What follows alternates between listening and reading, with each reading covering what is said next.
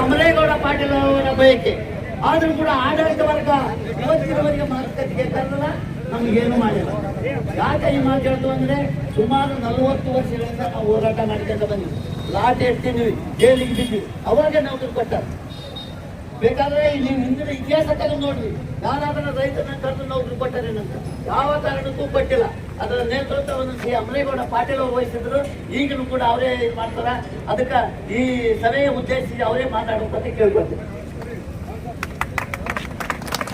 ಯಾವತ್ತು ಆತ್ಮೀಯ ರೈತ ಬಾಂಧವರೇ ಮತ್ತು ಹಟ್ಟಿ ಗ್ರಾಮದ ಎಲ್ಲ ಹಿರಿಯರೇ, ಯುವಕ ಮಿತ್ರರೇ ಮತ್ತು ಹಟ್ಟಿ ಕಂಪನಿಯ ಅಧಿಕಾರಿ ವರ್ಗದವರೇ, ಪೊಲೀಸ್ ಸಿಬ್ಬಂದಿಯವರೇ ಹಾಗೂ ನಮ್ಮ ಉಪವಿಭಾಗಾಧಿಕಾರಿಗಳೇ ಹಾಗೂ ಇವತ್ತಿನ ರೈತರ ಹೋರಾಟದಲ್ಲಿ ಭಾಗವಹಿಸಿರ್ತಕ್ಕಂಥ ಎಲ್ಲ ಇತರ ಸಂಘಟನೆಗಳು, ಕೆಲವು ಮಂದಿ ಸಪೋರ್ಟ್ ಮಾಡಿದ್ದಾರೆ. ಅವ್ರ ಹೆಸರು ಹೇಳೋದಕ್ಕಿಂತಲೂ ಅವರು ಪ್ರತಿ ದಿವಸ ಬಂದು ನಮ್ಮ ಸಂಘಟನೆಯ ಮುಂದೆ ನಮಗೆ ನ್ಯಾಯ ಸಿಗುವವರೆಗೆ ಅವರು ನಮ್ಮ ಜೊತೆಗಿರ್ತಾರನ್ನ ವಿಶ್ವಾಸ ಇದೆ. ನಾವು ಕೂಡ ಇಲ್ಲೇ ಇರ್ತೀವಿ. ಮತ್ತು ನಮ್ಮ ಹೋರಾಟ, ನಾನು ನಿಮ್ಮೆಲ್ಲರಿಗೆ ವಿನಂತಿ ಮಾಡಿಕೊಳ್ತೀನಿ, ಶಾಂತಿಯುತವಾದಂತ ಹೋರಾಟ. ಯಾರು ಕೂಡ ಜೋರಾಗಿ ಮಾತಾಡ್ತಕ್ಕಂಥಲ್ಲ, ಮತ್ತೆ ಕಲ್ಲು ಅದು ಇದು ಒಯ್ತಕ್ಕಂಥದ್ದಲ್ಲ. ಹಂಗೇನ್ರ ಆದ್ರೆ ಪೊಲೀಸರು ನಿಮ್ಮ ಮೇಲೆ ನಿರ್ದಾಕ್ಷಿಣ್ಯವಾಗಿ ಕ್ರಮ ತಗೊಂತಾರ. ಅದಕ್ಕೆ ನಮ್ಮ ರೈತರ ಹೋರಾಟ ಅಂದ್ರೆ ಹೆಂಗಿರ್ಬೇಕು, ನಾವು ಇಡೀ ದೇಶವನ್ನೇ ಸಲುತಕ್ಕಂಥವ್ರು ನಾವು. ಅದಕ್ಕೆ ನಾವು ಶಾಂತಿ ಅಂದ್ರೆ ಇಡೀ ದೇಶದ ಶಾಂತಿ ಇರುತ್ತೆ. ಅದರ ಸಲುವಾಗಿ ನಮ್ಮದು ನ್ಯಾಯಯುತವಾಗಿದ್ರೆ ಆ ಬೇಡಿಕೆ ಈಡೇರಿಸತಕ್ಕಂಥ ಕೆಲಸವನ್ನ ನಾನು ಮಾನ್ಯ ಮುಖ್ಯಮಂತ್ರಿಗಳ ತನ ತೆಗೆದುಕೊಂಡು ಹೋಗ್ತೇನೆ. ಮತ್ತು ಇದರಲ್ಲಿ ಒಬ್ಬಿಬ್ಬರನ್ನ ಹಿರಿಯರನ್ನ, ಸಂಘಟನೆ ಹಿರಿಯರನ್ನು ಕೂಡ ಕರೆದುಕೊಂಡು ಹೋಗಿ ಮಾನ್ಯ ಮುಖ್ಯಮಂತ್ರಿಗಳಿಗೆ ಭೇಟಿಯಾಗಿ ಮನವಿ ಕೊಟ್ಟು ಇದನ್ನು ಸರಿಪಡಿಸ್ತಕ್ಕಂಥ ಕೆಲಸ ಮಾಡ್ತೀವಿ. ಈ ಒಂದು ರೈತರಿಗೆ ಒಂದು ರೀತಿ ಮೋಸ ಮಾಡಿದ ಹಾಗೆ ಮಾಡಿದ್ದಾರೆ ಅಧಿಕಾರಿಗಳು. ಯಾಕಂದ್ರೆ ಇದನ್ನ 22ನೇ ಇಸವಿಕ್ಕಿಂತ ಮೊದಲ ಈ ರೈತರ 400 ಎಕರೆ ಭೂಮಿಯನ್ನ ಲ್ಯಾಂಡ್ ಅಕ್ವಿಸಿಷನ್ ಅಂದ್ರೆ ಖರೀದಿಯನ್ನ ಮಾಡಿದ್ದೇವೆ, ಭೂಮಿಯನ್ನ ಖರೀದಿ ಮಾಡಿ ನಮ್ಮ ಅಂತ ಹೇಳಿ ಸುಳ್ಳು ಮಾಹಿತಿಯನ್ನ ಕೊಟ್ಟು ತಮ್ಮ ಹೆಸರಿಗೆ, ಅಂದ್ರೆ ಕಂಪನಿ ಹೆಸರಿಗೆ ಪಾಣಿ ಇರದೆ ಹೋದ್ರು ಕೂಡ ಇಸಿಯಲ್ಲಿ ಹಟ್ಟಿ ಕಂಪನಿ ಅಂತೇಳಿ ಬರೋದ್ರಿಂದ ರೈತರಿಗೆ ಯಾವುದೇ ಸಾಲ ಸಿಗೋದಿಲ್ಲ. ಒಬ್ಬ ರೈತನಿಂದ ಇನ್ನೊಬ್ಬರಿಗೆ ಮಾರಾಟ ಮಾಡಲಿಕ್ಕೆ ಅದರಲ್ಲಿ ಅವಕಾಶ ಇಲ್ಲ. ಇವು ಎಲ್ಲ ಬೆಳವಣಿಗೆ, ನಮ್ದೇನು ಹೆಚ್ಚಿನ ತೊಂದರೆ ಏನಿಲ್ಲ. ಈ ಒಂದು ತೊಂದರೆಯನ್ನ ಸರಿಪಡಿಸ್ರಿ ಅಂತೇಳಿ 15/12/22ರಲ್ಲಿ ಮನವಿಯನ್ನ ಕೊಟ್ಟಿದ್ದೇವೆ. 22ನೇ ಇಸ್ವಿಯಿಂದ ಇಲ್ಲಿವರೆಗೆ ಮನವಿ ಕೊಡ್ತಾ ಬಂದ್ರು ಇವತ್ತು ಕಂಪನಿಯ ಅಧಿಕಾರಿಗಳನ್ನೋದಕ್ಕಿಂತ ನಮ್ಮ ಸರ್ಕಾರದ ಅಧಿಕಾರಿಗಳಂತೀವಿ ನಾವು. ಯಾಕಂದ್ರೆ ಇಲ್ಲಿ ಕಂಪನಿಯ ಅಧಿಕಾರಿಗಳು ಸಣ್ಣವರು ಇರ್ಬೋದು, ಮೇಲೆ ಕಾರ್ಯದರ್ಶಿವರೆಗೆ ಇವತ್ತೇನು ಗಣಿ ಮತ್ತು ಭೂ ವಿಜ್ಞಾನದ ಕಾರ್ಯದರ್ಶಿ ಏನಿದ್ದಾರೆ ಅವರವರೆಗೆ ಕೂಡ ಮಾಹಿತಿ ಕೊಟ್ಟಿದ್ದೇವೆ. ಎಲ್ಲ ಕಚೇರಿಗಳಿಗೆ ಭೇಟಿ ಕೊಡ್ತಕ್ಕಂಥ ಕೆಲಸವನ್ನ ಸುಮಾರು 1 ವರ್ಷದಿಂದ ಮಾಡ್ತಾ ಬಂದಿದ್ದೇವೆ. ಆದ್ರೆ ಈ ರೈತರ ಕೂಗನ್ನ ಈ ಯಾವ ಅಧಿಕಾರಿಗಳು ಸರಿಯಾಗಿ ಕೇಳಿಸ್ಕೊಳ್ತಾ ಇಲ್ಲ.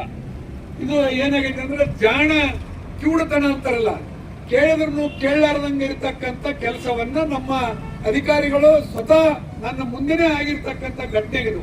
ಸುಮಾರು ಇಲ್ಲಿ ಹಟ್ಟಿಯಲ್ಲಿ ಒಂದು 3-4 ಸಾರಿ ನಮಗೆ ಸಭೆಗೆ ಕರೆದ್ರು ರೈತರನ್ನ, ನಮ್ಮನ್ನ ಎಲ್ಲರನ್ನು. ಅದರ ಜೊತೆಗೆ ಬೆಂಗಳೂರಿನಲ್ಲಿ ಕೂಡ ಅಧ್ಯಕ್ಷರ ಅಧ್ಯಕ್ಷತೆಯಲ್ಲಿ ನಮ್ಮ ರೈತರನ್ನ ಮತ್ತು ಅಧಿಕಾರಿಗಳನ್ನ ಎಲ್ಲರನ್ನೂ ಕರೆದು ನಮಗ ಆಶ್ವಾಸನೆ ಕೂಡ ಕೊಟ್ಟರು. ನಾವು 23/4/26 ಏನಂದ್ರ 3 ತಿಂಗಳೊಳಗಾಗಿ ನಿಮ್ಮ ಎಲ್ಲಾ ಸಮಸ್ಯೆಗಳನ್ನ ಬಗೆಹರಿಸಿ ನಾವು ತಗೊಳ್ಳೋದಾದ್ರೆ ಭೂಮಿ ತಗೊಂತೀವಿ, ಇಲ್ಲಾಂದ್ರ ಪಾಣಿಯಿಂದ ನಮ್ಮ ಹೆಸರನ್ನ ತೆಗೆದು ಹಾಕಿಸುವ ಜವಾಬ್ದಾರಿ ನಮ್ದು ಅನ್ನುವ ಮಾತನ್ನ ಈಗಿನ ಅಧ್ಯಕ್ಷರಾದಂತ ಸನ್ಮಾನ್ಯ JT ಪಾಟೀಲ್ ರವರ ಅಧ್ಯಕ್ಷತೆಯಲ್ಲಿ ನಡೆದಂತ ಸಭೆಯಲ್ಲಿ ಶ್ರೀಮತಿ ಶಿಲ್ಪಾ ಮೇಡಮ್ MD ಅವರು ಕೂಡ ಮಾತು ಕೊಟ್ಟಿದ್ರು. ಅದ್ರ ಜೊತೆ ಅವರು ನಡ್ಕೊಳ್ಳಿಲ್ಲ. ಮತ್ತು ನಾವು ಅನೇಕ ಸಾರಿ ಇದ್ರ ಮಧ್ಯದಲ್ಲಿ 2 ತಿಂಗಳ ನಂತರ ಈ ಒಂದು ಸಂಘಟನೆಯ ಹೋರಾಟ ಸಮಿತಿಯ ಸರ್ವ ಸದಸ್ಯರನ್ನು ಕರೆದುಕೊಂಡು ನಾನು ಬೆಂಗಳೂರು ಹಟ್ಟಿ 10 ಬಾರಿ ತಿರುಗಿದ್ರು ಯಾವ ಪ್ರಯೋಜನ ಕೂಡ ಆಗಲಿಲ್ಲ. ಕೊನೆಗೆ ಅವರು ಹೋರಾಟಗಾರರು ಇದರಿಂದ ಇವರು ಕಂಪನಿಯವರು ಇದನ್ನು ಮಾಡೋದಿಲ್ಲ ನಮ್ಮನ್ನ ನನ್ನ ಒಂದು ಮನೋಭಾವನೆಯಿಂದ ಹೋರಾಟಕ್ಕೆ ಇವತ್ತು ಇಳಿದಿದ್ದಾರೆ. ಆ ಹೋರಾಟ ನಮ್ದು ಶಾಂತಿಯುತವಾಗಿರ್ತದೆ ಮತ್ತು ಅನಿರ್ದಿಷ್ಟಾವಧಿವರೆಗೆ. ಯಾಕಂದ್ರೆ ಅವರು ಮೊದಲ 1 ತಿಂಗಳು ತಗೊಂಡ್ರು, 2 ತಿಂಗಳು ತಗೊಂಡ್ರು, ಈಗ ಮೊನ್ನೆ 3 ತಿಂಗಳು ತಗೊಂಡ್ರು. ಯಾವ ಒಂದು ಕೂಡ ಪ್ರೋಗ್ರೆಸ್ ಆಗಿಲ್ಲ.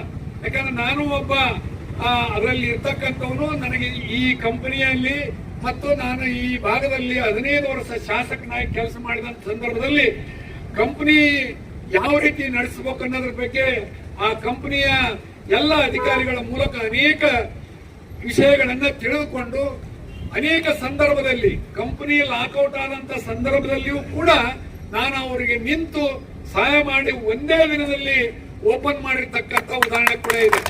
ನಾವು ಕಂಪನಿ ಪರವಾಗಿದ್ದೇವೆ. ಕಂಪನಿ ಉಳಿದ್ರೆ ನಾವು ಉಳಿತೀವಿ.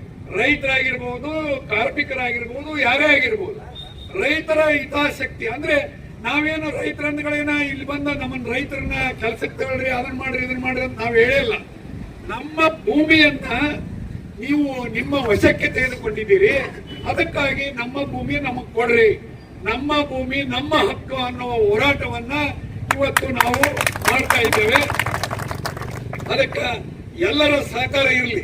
ಯಾಕಂದ್ರೆ ನೀವು ಕೂಡ ಅಧಿಕಾರಿಗಳಿರ್ಬೋದು, ಪೊಲೀಸರಿರ್ಬೋದು, ಯಾರೇ ಇದ್ರು ಕೂಡ ರೈತ ಮೂಲದಿಂದ ಬಂದಂತವ್ರು. ರೈತರ ಕಷ್ಟ ಏನಿದೆ ಅನ್ನೋದನ್ನ ನೀವು ಅಧಿಕಾರಿಗಳೊಡನೆ ಚರ್ಚಿಸಿ ತಿಳ್ಕೊಳ್ಳ್ರಿ.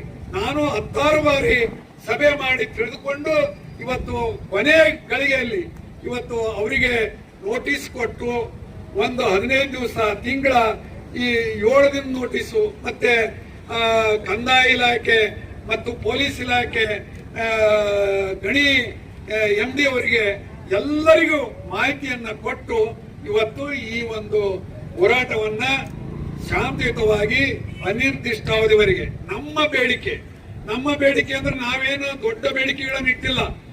ಈಗ ನೀವು ಮಾಡಿದಂತ ತಪ್ಪು, ನಮ್ಮ ಭೂಮಿ ನಮ್ಮ ಹಕ್ಕಿನಲ್ಲಿ ನೀವು ನಿಮ್ಮ ಹಕ್ಕನ್ನು ಸೇರಿಸಿರ್ತಕ್ಕಂಥದ್ದು, ಅದನ್ನು ವಾಪಸ್ ತಕ್ಕೊಳ್ಳಿ.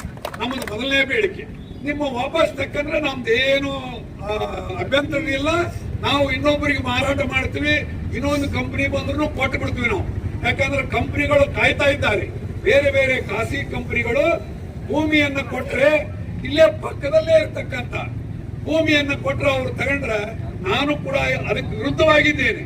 ಹಿಂದೆ ಒಂದು ಕಂಪನಿಯವರು ಬಂದು ಇಲ್ಲೆಲ್ಲ ಡ್ರಿಲ್ ಮಾಡಿದಾಗ, ಸರ್ಕಾರ ಆಸ್ಟ್ರೇಲಿಯಾದ ಕಂಪನಿ ಬಂದಾಗ ನಾನು ಸ್ವತಃ ಮುಖ್ಯಮಂತ್ರಿಗಳನ್ನ, ಅನೇಕ ಸಚಿವರನ್ನ ಭೇಟಿಯಾಗಿ ಇಲ್ಲಿ ದೇಶಪಾಂಡೆ ಅನ್ನೋ ಸಚಿವರನ್ನ ಇಲ್ಲಿ ಕರೆಸಿ, ಜಿಗಜಿಣಿಗೆ ಅವ್ರನ್ನ ಕರೆಸಿ, ಬೇರೆ ಕಾರ್ಯಕ್ರಮ ಕರೆಸಿ ಮಾಹಿತಿ ಕೊಟ್ಟು ಅದನ್ನು ಸರ್ಕಾರದಲ್ಲಿ ತಡೆ ಹಿಡಿದಿರ್ತಕ್ಕಂಥದ್ದು. ಅದರ ವಿರುದ್ಧನಾದೀವಿ ನಾವು. ಖಾಸಗಿ ಕಂಪನಿ ಕೊಡೋದು ಬೇಡ.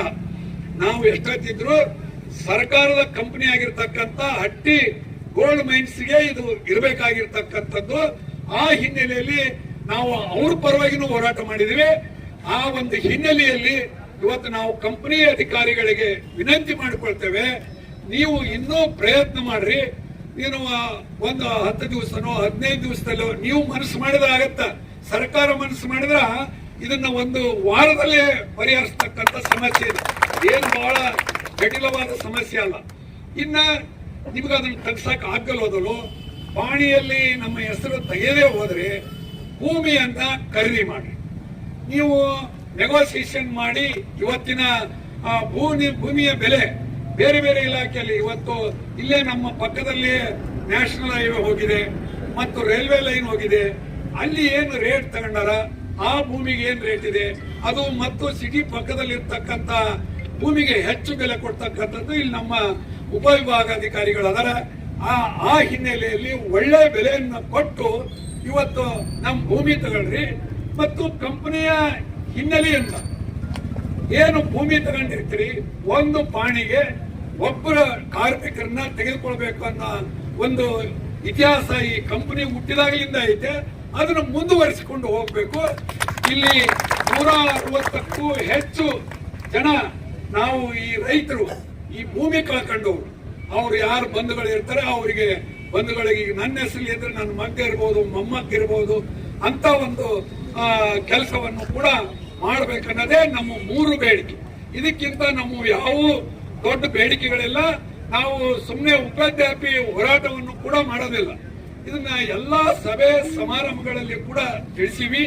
ಅದಕ್ಕೆ ತಾವು ಇವತ್ತು ಅಧಿಕಾರಿಗಳೇನು ಬಂದಿದ್ರಿ, ಇಲ್ಲಿ ಉಪಾಧಿಕಾರಿಗಳು ಮತ್ತು ನಮ್ಮ DYSP ಅವರು ಮತ್ತು ನಮ್ಮ ಕಂಪನಿಯ ಜನರಲ್ ಮ್ಯಾನೇಜರ್ ಅವರು, ಇನ್ನಿತರ ಎಲ್ಲ ಅಧಿಕಾರಿಗಳು ಬಂದಿರಿ.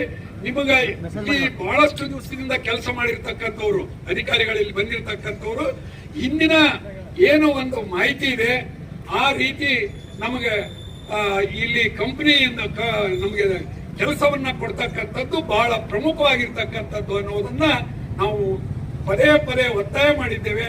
ಆ ಒತ್ತಾಯವನ್ನ ನಮ್ಮ ಭೂಮಿ ನಮ್ಮ ಕೈ ಸೇರುವವರೆಗೆ ನಾವು ಹೋರಾಟ ಮಾಡೇ ಮಾಡ್ತೀವಿ ಅನ್ನುವ ಹಿನ್ನೆಲೆಯಲ್ಲಿ ಈ ಒಂದು ಇದನ್ನ ನಾವು ಮಾಡಿದ್ದೇವೆ. ಇವತ್ತು ಕಂಪನಿಯನ್ನ ನಡೆಸ್ತಕ್ಕಂಥ ಹಿನ್ನೆಲೆಯಲ್ಲಿ ನೋಡಿ, ನೀವು ಹೋದ ವರ್ಷ 280 ಕೋಟಿಗೆ ಟ್ಯಾಕ್ಸ್ ಕಟ್ಟಿದ್ರಿ, ಹೌದಾ? ಇಲ್ಲಿ ಮುಖಂಡರಿದ್ದಾರೆ. 280 ಕೋಟಿ ಟ್ಯಾಕ್ಸ್ ಅನ್ನ ಕಟ್ಟುವ ಬದಲಿ ಈ ಭೂಮಿಯನ್ನ ಅಂದೇ ಖರೀದಿ ಮಾಡಿದ್ರ ಆ ಟ್ಯಾಕ್ಸಿನಲ್ಲಿ ನಿಮ್ಗೆ ಉಳಿತಾಯ ಆಗತ್ತೆ. 30 to 35% ಟ್ಯಾಕ್ಸ್ ಉಳಿತಾಯ ಆಗತ್ತೆ. ನೀವು ನಿಮ್ಮ ಆತ್ಮಾವಲೋಕನ ಮಾಡ್ಕೊಳ್ರಿ ಕಂಪನಿ ಅಧಿಕಾರಿಗಳು. ಇವತ್ತು ಅದಕ್ಕೇನು 400 ಎಕರೆಗೆ ಏನು ಬಹಳ ಆಗದೇ ಇಲ್ಲ. ಈ ಟ್ಯಾಕ್ಸ್ ಒಳಗೆ ನೀವು ಭೂಮಿ ಖರೀದಿ ಮಾಡಬಹುದು. ಈ ವರ್ಷವೂ ಕೂಡ ನೀವು ಮತ್ತೆ ಮುಂದೆ ಮಾರ್ಚ್ ಆದ್ಗಳೇನ ಅಷ್ಟೇ ದುಡ್ಡಿನ ಹಣವನ್ನ ಟ್ಯಾಕ್ಸ್ ಕಟ್ಟಬೇಕಾಗತ್ತ. ಯಾಕಂದ್ರೆ ಇವತ್ತು ಇಲ್ಲಿ ನಾನು 94ರಲ್ಲಿ ಶಾಸಕನಾದಾಗ 4,500 ಸಾವಿರ ಇದ್ದಂತ ಬಂಗಾರದ ಬೆಲೆ ಇವತ್ತು 1.5 ಲಕ್ಷ ಆಗಿದೆ 10 ಗ್ರಾಮಿಗೆ. ಇಷ್ಟೊಂದು ದೊಡ್ಡ ಬೆಲೆ ಇದ್ದಾಗ ಕಂಪನಿ ಇನ್ನೂ ಕುಂಟುತ್ತಾ ಸಾಗುವುದರಿಂದ ನಮ್ಮ ಅಧಿಕಾರಿಗಳ ವಿಫಲತೆಯನ್ನ ಎತ್ತಿ ತೋರಿಸ್ತದೆ.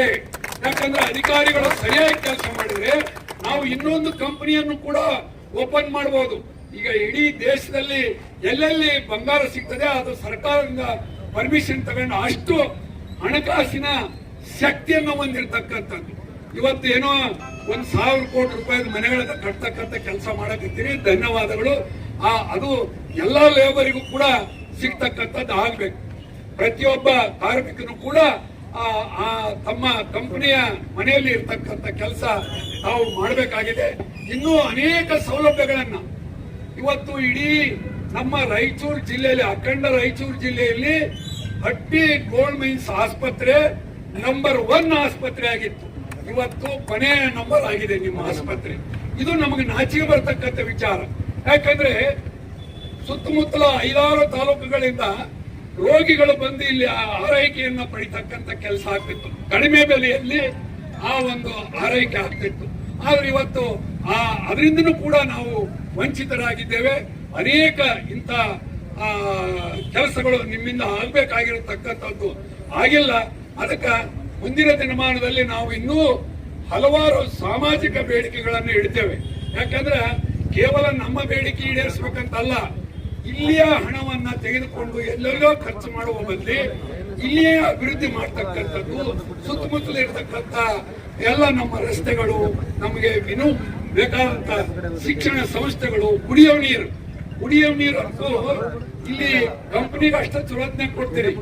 ಆ ಕಡೆ ಇರತಕ್ಕಂಥವ್ರು 100ಕ್ಕೆ 80ರಷ್ಟು ನಿಮ್ಮ ಕಂಪನಿಯಲ್ಲಿ ಕೆಲಸ ಮಾಡಿ ರಿಟೈರ್ ಆದವರು ಅವರ ಒಂದು ಋಣದಲ್ಲಿ ಇರ್ತಕ್ಕಂಥವ್ರು ನಾವೆಲ್ಲ. ಅದಕ್ಕ ಹಟ್ಟಿ ವಿಲೇಜ್ಗೂ ಕೂಡ ನೀರನ್ನ ಸಮರ್ಪಕವಾಗಿ ಕೊಡ್ತಕ್ಕಂಥ ಜವಾಬ್ದಾರಿ ಈ ಕಂಪನಿಗೆ ಇದೆ. ಆದ್ರಿಂದ ಇವೆಲ್ಲವನ್ನ ಮಾಡ್ಲಿಕ್ಕೆ ಮುಂದೆ ನಾವು ಬೇಡಿಕೆಯನ್ನು ಇಡ್ತೇವೆ. ಇವತ್ತು ಏನು ನಮ್ಮ ಹೋರಾಟ ಇದೆ ಅಧಿಕಾರಿಗಳು ಗಮನಿಸಬೇಕು. ನಮ್ಮ ಬೇಡಿಕೆ ಕೇವಲ 3 ಹೌದಾ? ಈಸಿಯಿಂದ ಕೈ ಬಿಡಬೇಕು, ಭೂ ಸ್ವಾಧೀನ ಮಾಡಿಕೊಳ್ಬೇಕು. ಭೂ ಸ್ವಾಧೀನದ ನಂತರ ಇದು ನೌಕರಿ ಕೊಡ್ಬೇಕು. ಪರಿಹಾರ ಕೊಟ್ಟೆ ಕೊಡ್ತಾರೆ. ಭೂ ಸ್ವಾಧೀನ ಮಾಡಿದ್ರೆ ಉದ್ಯೋಗ ಕೊಡ್ಬೇಕು. ಒಂದು ಪಾಣಿಗೆ ಒಬ್ಬರಿಗೆ ನೌಕರಿಯನ್ನ ಕೊಡ್ತಕ್ಕಂಥ ಕೆಲಸ ಮಾಡಬೇಕು. ಇನ್ನೂ ನಮ್ಮ ಬೇಡಿಕೆ ಅದಾವ. ಇದು ಮೊದಲು ಚಾಲುವಾಗಲಿ. ಯಾಕಂದ್ರೆ ಈಗ ನೌಕರಿ ಕೊಡ್ರಿ ಅಂದ್ಗಳೇನ ಇಂಜಿನಿಯರ್ ತಗೊಂಡೋಗಿ ಮಣ್ಣು ತುಂಬಾ ಹಚ್ಚಿರಿ ನೀವು ಕಂಪನಿಯವರು, ನಮ್ಗೆ ಗೊತ್ತಿದೆ. ಅದು ಆಗಬಾರದು. ಒಬ್ಬ ಇಂಜಿನಿಯರಿಂಗ್ ಗ್ರಾಜುಯೇಟ್ ಮಣ್ಣು ತುಂಬತಕ್ಕಂಥ ಕೆಲಸ ಮಾಡಿದ್ರೆ ನಿಮ್ಮ ಕಂಪನಿಗೆ ಒಂದು ಕೆಟ್ಟ ಹೆಸರು ಬರ್ತಕ್ಕಂಥದ್ದು. ಆ ಹಿನ್ನೆಲೆ ನಮ್ಗೆ ಮುಂದೆ ನಾವು ಬೇಡಿಕೆ ಇಡ್ತೀವಿ. ಅವಾಗ ನೀವು ಆ ಕೆಲಸ ಮಾಡತ್ರಿ. ದಯವಿಟ್ಟು ನೀವು ನಮ್ಗೆ ಸಹಕಾರ ಕೊಡ್ರಿ. ನಾವು ನಿಮ್ಮವರೇ, ನೀವು ನಮ್ಮವರೇ. ಆದ್ರಿಂದ ನಾವು ಏನು ನಿಮ್ಮ ಮೇಲೆ ಯಾವುದೇ ಹೋರಾಟದಲ್ಲಿ ನಿಮ್ಗೆ ತೊಂದರೆ ಕೊಡ್ತಕ್ಕಂಥ ಕೆಲಸವನ್ನ ಯಾವುದೇ ಕಾರಣಕ್ಕೂ ಮಾಡಿಲ್ಲ. ನೀವು ಕೂಡ ದಯವಿಟ್ಟು ನಿಮ್ಮಲ್ಲಿ ಎಲ್ಲರಲ್ಲಿ ಕೈ ಮುಗಿದು ಕೇಳ್ತೀನಿ, ಶಾಂತಯುತವಾಗಿ ನಮ್ಮ ಹೋರಾಟ ಇರಬೇಕು. ಯಾಕಂದ್ರೆ ಇದು ಇವತ್ತು ನಾಳೆಗೆ ಮುಗಿಯೋದಲ್ಲ. ಕನಿಷ್ಠ 1 ರಿಂದ 3 ತಿಂಗಳವರೆಗೆ ಈ ಹೋರಾಟ ಮುಂದುವರಿತದೆ ಅನ್ನೋ ನನಗೆ ವಿಶ್ವಾಸ ಇದೆ. ಆದ್ರಿಂದ ದಯವಿಟ್ಟು ಎಲ್ಲರೂ ಶಾಂತಯುತಿಯಿಂದ ಹೋರಾಟ ಮಾಡೋಣ.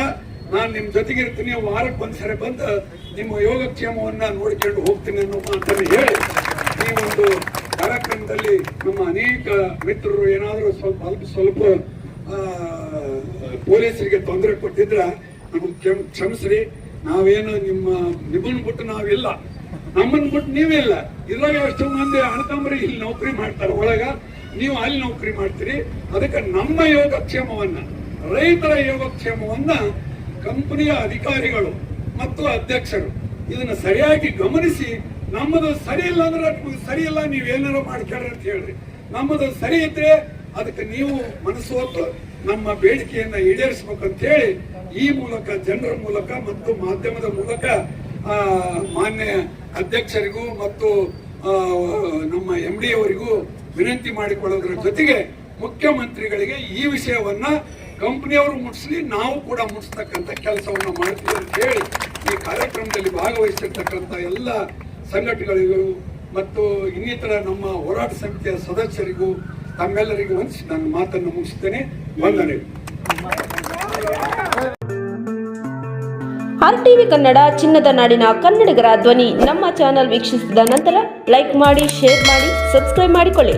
ರಾಯಚೂರು ಜಿಲ್ಲೆಯ ಪ್ರತಿನಿಧಿ ಶ್ರೀನಿವಾಸ್ ಮಧುಶ್ರೀ, ಹಟ್ಟಿ ಚಿನ್ನದ ಗಣಿ. ಧನ್ಯವಾದಗಳು.